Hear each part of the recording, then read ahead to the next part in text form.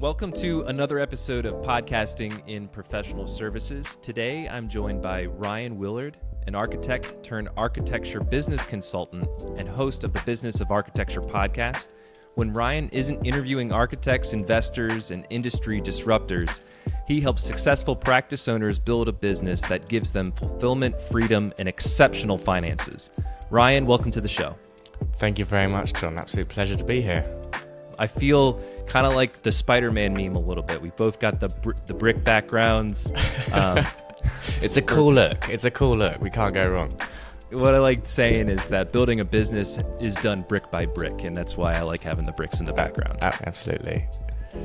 So, Rion, before we dig into the business of architecture, are you still running your own practice, or are you solely focused on working with other practice owners?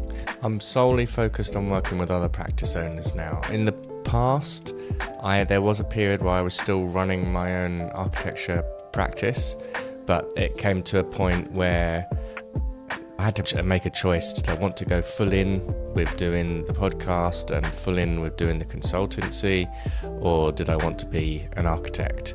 And in my heart, it was a very easy decision.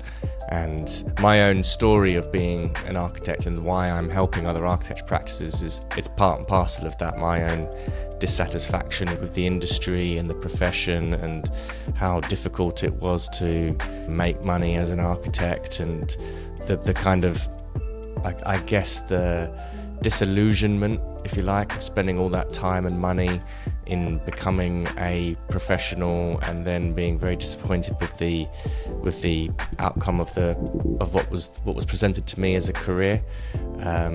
That was one of the things that led me to podcasting in the first place, because I started to want to know, well, how are these other architecture practices actually winning work? How are they marketing themselves? How are they talking about business? And that was the thing that kind of got me into interviewing, if you like. And then there was a point where it kind of, Enoch and myself, we'd grown it to the consultancy, and I needed to make a decision whether I was going to continue being a practicing architect, or was I going to do the consulting, and the consulting one quite easily, I must admit.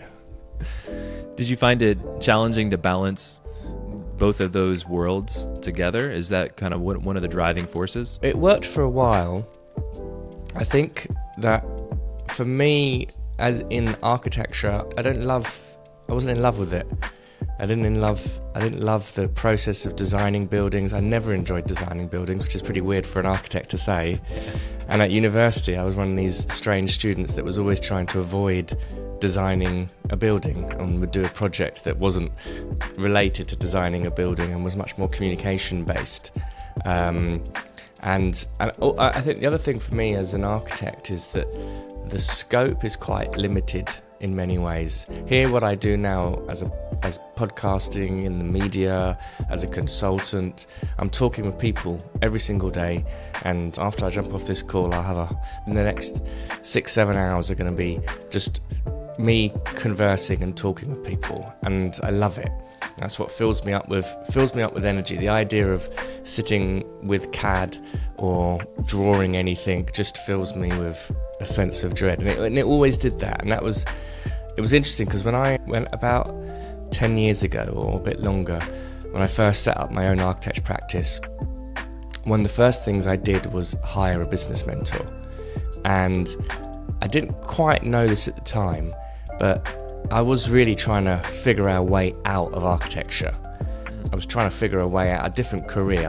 I knew that something wasn't quite lining up. And I wouldn't recommend anybody setting up a business in something that they don't really love in the first place. And, the business was quite difficult to begin with, and I hired this business mentor, and I remember at the time I couldn't, it was just, the fees were so beyond my comprehension, but I was so determined to work with this guy, a guy called Johan Taft, he's now based in Vietnam actually, but he was based in the UK previously. And I was so determined to work with him that gave me a little mission and a goal, and I ended up winning a whole load of work and got the fees together to hiring him as an advisor. And one of the things that we worked on was started to identify skill sets and where your kind of core competencies were in terms of like natural ability and your kind of personality profiling.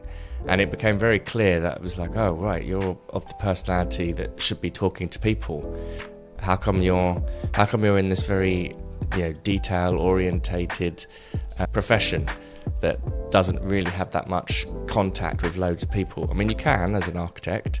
And certainly very quickly I kind of started to fall in love with the business side of architecture and the winning the work and the marketing, and then the podcast kind of started to grow around that. And then again, I started to win work in my own business, and I had no interest in wanting to build a team to deliver that work.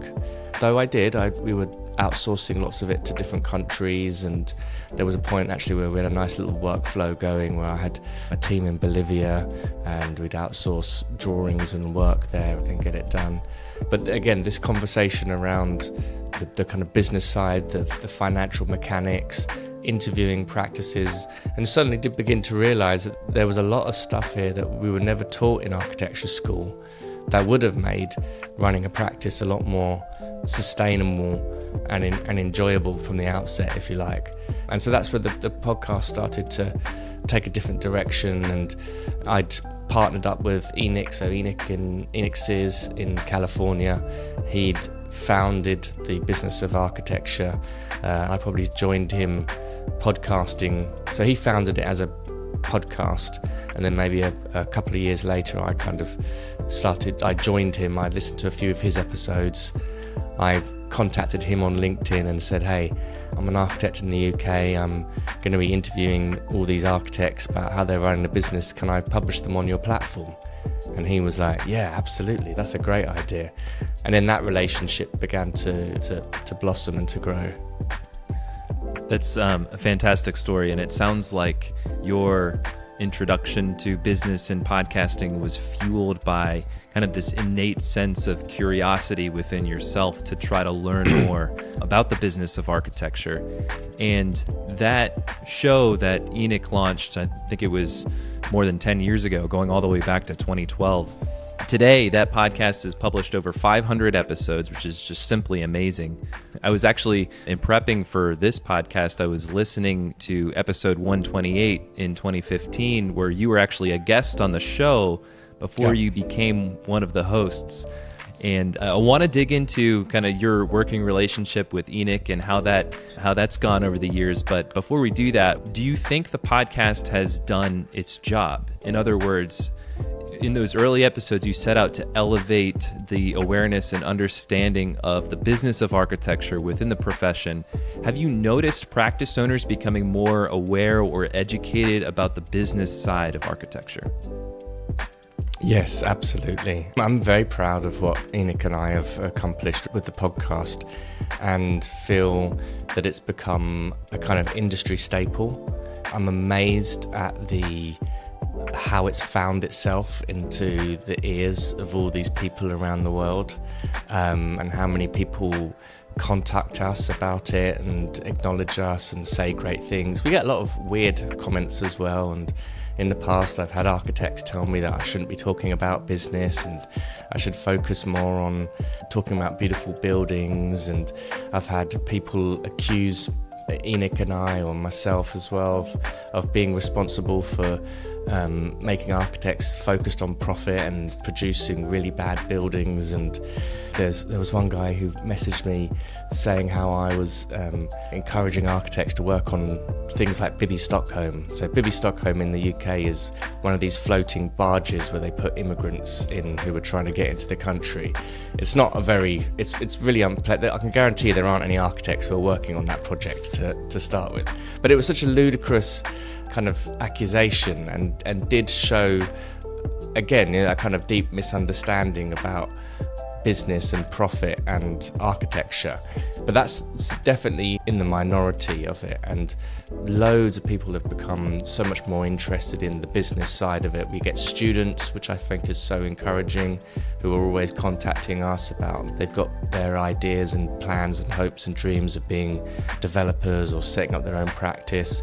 I know so many architects, certainly when they set up their own practice, they listen to hundreds of our episodes, and I love it when they become clients and they're like, well, we've been listening to the podcast for the last 6-7 years and I've implemented X, Y and Z, and we're actually this is how we've got the money to be able to afford your services now. And there's already a kind of really solid foundational relationship that's been put into place without us ever having to actually to be there. And it's led both Enoch and myself to be public speakers, and we talk a lot on the subject, whether it be at universities, to at the ROBA in the UK or the AIA in the US, these kind of talks with the professional bodies, get interviewed on podcasts and other people's podcasts all over the place.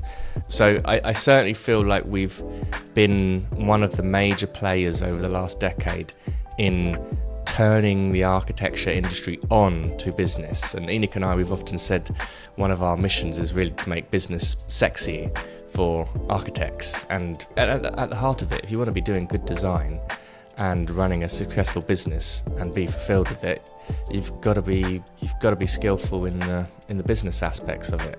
Otherwise, it's just too difficult, really too difficult. Yeah, the first job of architecture, the first rule of architecture is to win the job, right? Yeah, very good. Yeah, absolutely. Yeah, absolutely. So there's no architecture that happens without clients. So it's a very good message, I think, that you're sending out there. And I think you're doing architects a service so that they can provide a service to the community. Yeah. Can you kind of dive into the story of how you teamed up with Enoch and what that working relationship was, maybe what it was like when you first started working with him, and how has that relationship evolved over time? So I believe, as you said, Enoch started his podcast in 2012. It may have been a little bit earlier, or he may have had a few episodes a little bit earlier than that. Around about 10 years ago, 2014, I started working with this business mentor. One of my assignments from the business mentor, if you like, was to go and talk to other architects about how they were running a business to benefit my own architectural practice, see what they were doing. I figured it was a good idea to record these conversations that I was going to have with these architects, and I had listened to Enoch's podcast a few times. I believe I had even bought one of Enoch's first online marketing programs, which I still have the password for somewhere, and that might have been in 2013. I've told him about this. I remember, and I went through the whole, and I enjoyed it. And again, I think that was one of my first forays into online education. It was quite dense. I remember the online educational package. It was like there was a lot of video content, and it certainly not as slick and as well organised as the things that we produced today. But I remember seeing the whole idea of like, wow, this is really good. This is kind of quite comprehensive online program for education about architects. But I was listening to the podcast and started doing my own interviews, contacted Enoch on LinkedIn and said, hey, this is what I'm going to do. We jumped on a Skype call, I believe. I remember it being sort of 1 a.m. for me in the UK. We had a conversation. He said, yeah, that sounds like a fantastic idea. I think we arranged a little financial deal where he was giving me maybe, I think it was like $50 or something. It was a small amount of money, but it was a nice kind of token, if you like. And he gave me some advice on what equipment to get, and told me to get my Zoom H4n, a couple of XLR mics, and some Audio Technica microphones. Those were my first ones, which I still have to this day, and I still use them. And the Zoom H4n, if I do a live podcast, it still makes an appearance. I still get that out and use it. But it was a pretty basic setup, and that was it. And I kind of started doing these podcasts, and then I would send them to Enoch, and he'd edit them and publish them on the Business of Architecture, the main platform. And I did that for a few years, and I absolutely loved the whole going into other people's architecture practices. People were really open and positive and were really encouraging, and were like, yes, somebody needs to be doing this, somebody needs to be. And because I was focusing very much on the UK, and there was nothing like that in the UK, and people were really like, yeah, we need to be having this conversation, because what's happening in the industry is it's really warped at the moment. The fees are really low, the profession is so poorly paid for the amount of work and energy it takes for you to become an architect, and to document this kind of the background of practices would be really a very valuable thing to do, and a worthwhile body of knowledge. And so Enoch and I, that was how the relationship began. And I was aware that Enoch at the time, he'd found about that time a company called the Architects Marketing Institute with Eric Bobrow and Richard Petrie, and they had kind of started selling online marketing programs. It wasn't associated with the Business of Architecture, the podcast. Business of Architecture was a kind of separate thing that Enoch was doing that wasn't really a money generator, for a little bit of time anyway. But he had the AMI program, and that was kind of selling online programs and courses all focused around marketing. I believe Enoch at some point began a program called the AFF, the Architecture Firm Formula, perhaps. I can't remember what the name was for it, but that was an online business training program which was all to do with architecture business systems. And so Enoch was doing that, and I was just kind of providing architectural content and casts. And at some point, Enoch and I were talking, and we were like, well, part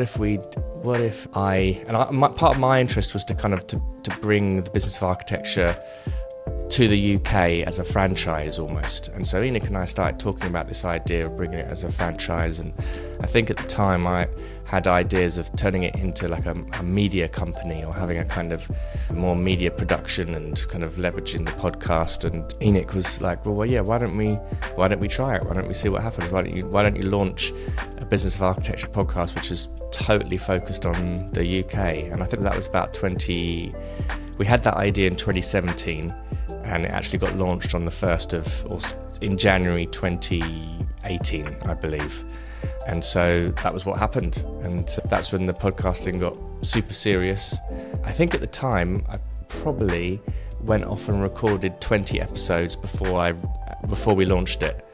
So I kind of had a big stack of them ready to go, and we reused some of the ones that I'd already been using on the US platform.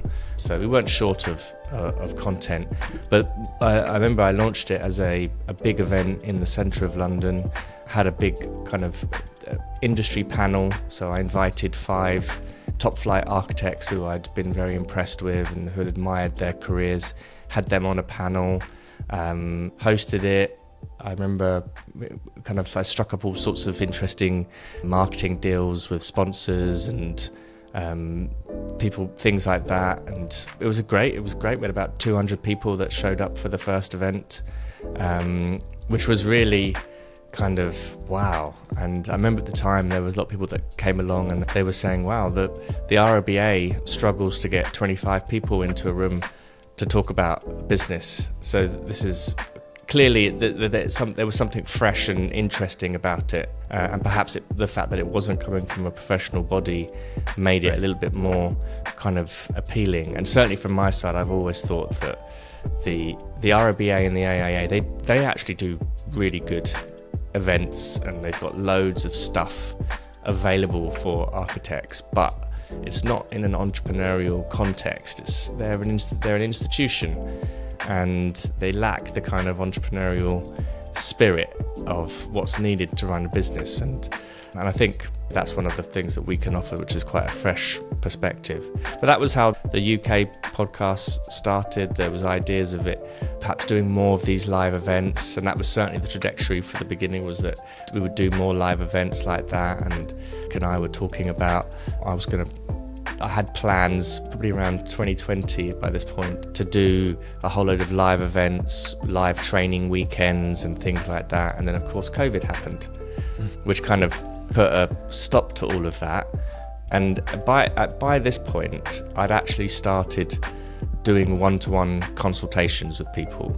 So just as a kind of, my credibility in the industry had grown through the podcast. People were asking me for bits of advice. I felt confident enough as well to advise and give counsel to people about their businesses. And I'd also been doing a little bit of work with the Architects Marketing Institute as well, kind of behind the scenes. So I had sort of a little side gig there where I was doing little bits and pieces and learning all of the strategies. And funnily enough, though I'd never intended on being a coach, I had participated in a personal development program since 2014, which had trained me to become a coach, essentially. And so whilst I was doing all of this, I'd spent probably about 7 years training to become a coach. I know that sounds strange that I'd ever had any intentions of being a coach, if you like, but that was another sort of thing that I'd been doing really for my own personal development, and didn't necessarily think of it being a career in and of itself. But of course, it was like the elusive obvious. At some point, I was like, well, I've actually been training to be a coach, and I've been coaching people in performance outside of this as part of my own personal development. And then around probably 2018, 2019, I think I got my first solo client, very much to Enoch encouraging me to do it and take it on. And we'd spoken about how it could be structured, and we had people asking me for advice. And I think we became more actively, I used to put these little messages into the podcast that were quite open, and they were, I think I used to call them have a cup of tea with Ryan. Have a 15-minute chat, cup of tea, tell me about what's going on in your business, and I'll see if there's anything I can do to advise or to help. And they became basically... People took you up on that, yeah? Yeah, people took it up, and I was finding my calendar was being just totally booked out. And then they became sales conversations. So I'd speak with somebody for 15 minutes, I'd just ask questions. What's going on? Okay, sounds like something I might be able to help you with. How about we sit down for 90 minutes and I can do a deeper dive into what it is that you're talking about and see if there's something that we can do together. And at the end of that 90 minutes, we'll be in a position, I can give you an idea of what the investment might cost and what the problems are. I could probably outline a bit of what the process might look like, and then we can make a decision if we want to do business together. How does that sound? And people were like, yeah, sounds great. So those calls started to mount up. Before I knew it, there was one client, and then once you got the first one, and I absolutely loved it. It becomes a bit addicting after that, right? Yeah, exactly. Yeah. I had the first one, and I was like, wow, this is amazing, actually. I love doing this. And the person I was working with was getting great results. And then before I knew it, it wasn't very long where I had a whole load of these one-to-one clients. And that was when I started thinking, I can let go of the architecture, actually. This is way more enjoyable. It's much more kind of in alignment with it. All these sorts of light bulbs started going on off of my head. Like, you realise you've just spent 7 years training to be a coach and in leadership. And this is probably why you've done all that training, even though in your brain, I was consciously saying, this is a personal development. What I love about this story, Ryan, is I can just see the momentum building throughout, right? And it's kind of started with this podcast idea, and that grew into more of like a peer-to-peer conversation forum. And that was the appeal when you launched the Business of Architecture UK, and were able to have a crowd come together in an in-person event. And then I think from my experience and from researching podcasting and looking at the evolution of podcasting over time, in 2020, according to Listen Notes, there were over 1 million different podcasts that were launched. Wow. Kind of during that COVID period. And then from there, I see the confidence building on the foundation of that podcast for you to take on clients, and then eventually lead you to the decision to leave architecture behind and go full into this consulting gig. It's a really great story. COVID was a very important point, and it was during COVID when I decided to kind of let go of architecture altogether. And I'm so glad I did, because to be quite honest, I was very aware as well that trying to do two things just had my brain split. There was so much unknown intrigue and excitement with the world of business of architecture and the podcast and the freedom and it was an entrepreneurial kind of hunger, if you like, that wasn't there in the architecture business, and things changed as well when I made that decision. Just to kind of let go of something, to say no to that chapter of my life. And I'd been the best part of over 20 years just been dedicated to just training, studying, becoming an architect. And it was very much, a lot of people thought it was a bad idea, and why are you doing this podcast, just focus on the architecture and blah, blah, blah, blah. And it actually was the thing that opened up a whole new world of possibility. And COVID as well was one of the things that it was the point where Enoch and I started to collaborate even closer together. He left the Architects Marketing Institute, so he was in a kind of this position of, well, I want to focus just solely on the business of architecture. And during COVID, I wasn't able to go out anywhere, so I just naturally stopped interviewing people in person and started interviewing people like we're doing right now. And that suddenly opened up this whole world of the rest of the world, basically. And I started being more involved with people in the US and interviewing US-based clients. And that's just when I started to kind of let go of being solely focused on what was happening in the UK. And obviously Enoch's kind of welcoming into America, and here are people that you could be talking with. And then we just started to kind of work more and more closely, and eventually we came to an agreement to be business partners essentially, and build up the business of architecture and the smart practice program, building upon what he'd kind of already developed with this AFF program. And then that was where we really started to build what we've got now, which is we've got about 60-70 clients all over the world. We've got the Smart Practice program, which is a year-long engagement for architects, and we spent the first few years just selling and coaching and building up a client base, and it was life-changing, really kind of amazing development, if you like.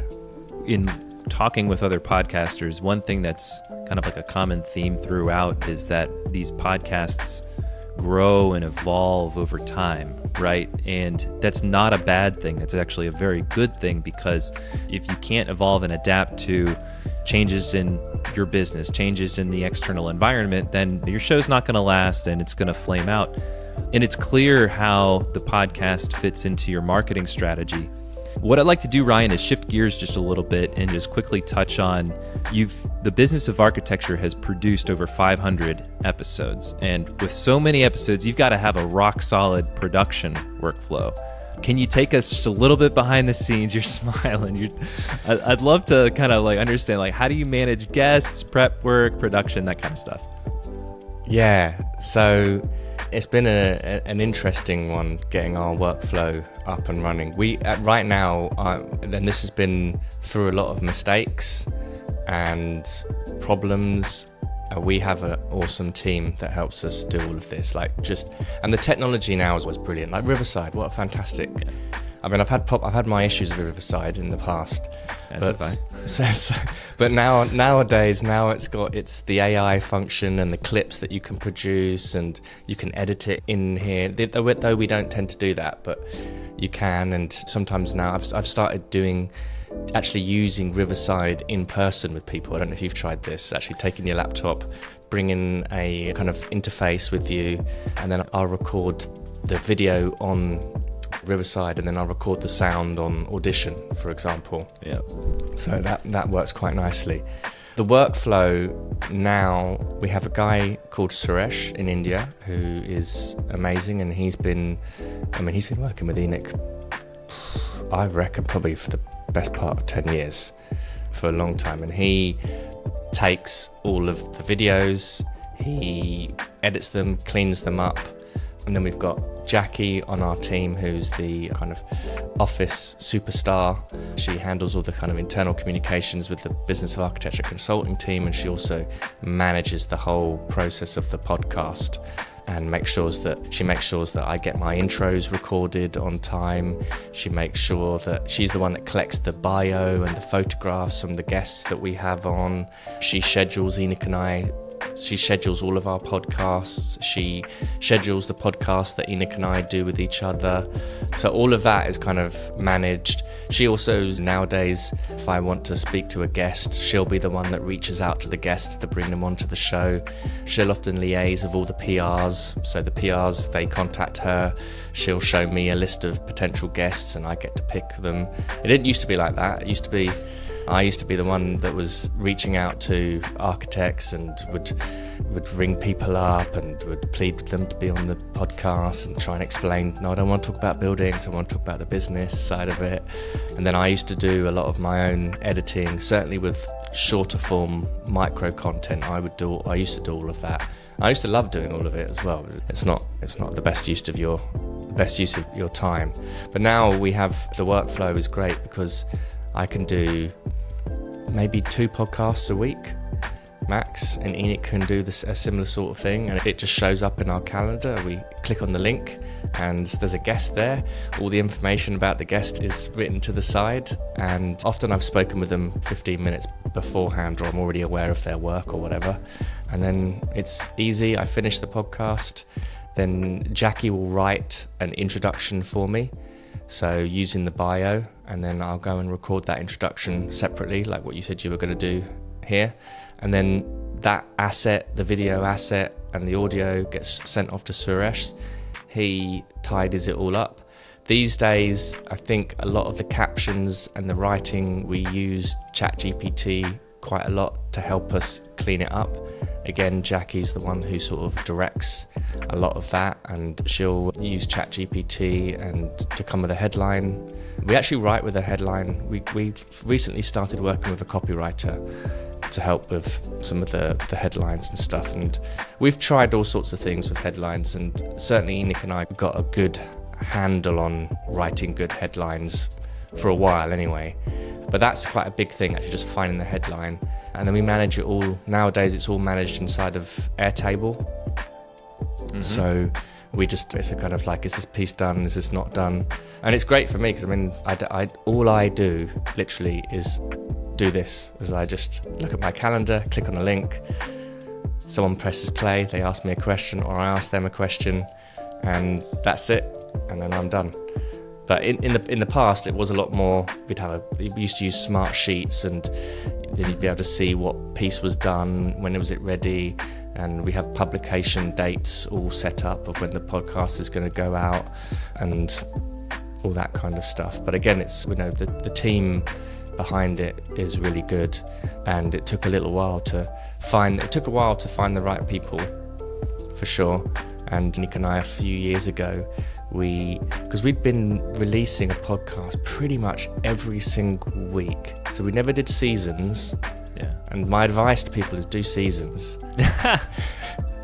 because you could just like block up a whole load of them and take a bit of a break. But we just went and we just pretty much for the last 10 years or so, it's been almost a podcast every single week, and that takes a lot, actually. It does, but I think that unrelenting consistency is one of the biggest factors to the podcast's success. Absolutely. I would say the number one reason why we've had any success whatsoever is just been pure consistency with it. With this one thing, the podcast has been the central consistent factor, and we've just done it again and again. And between us, I think we've probably done in the realm of maybe 800 interviews, I reckon, something like that. It's quite a lot. And then there's lots of other videos as well that are there that we've produced. We've started doing more kind of little mini documentaries now that we're starting to put together.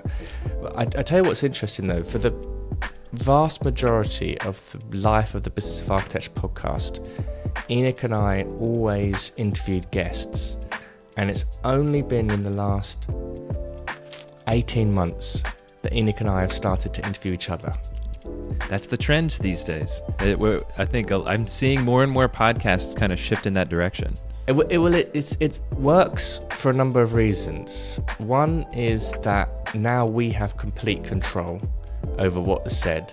I honestly believe as well that we're in a position where our careers have evolved, where we've become, in a healthy way, unplugged from the architecture industry. So we're no longer practicing architects.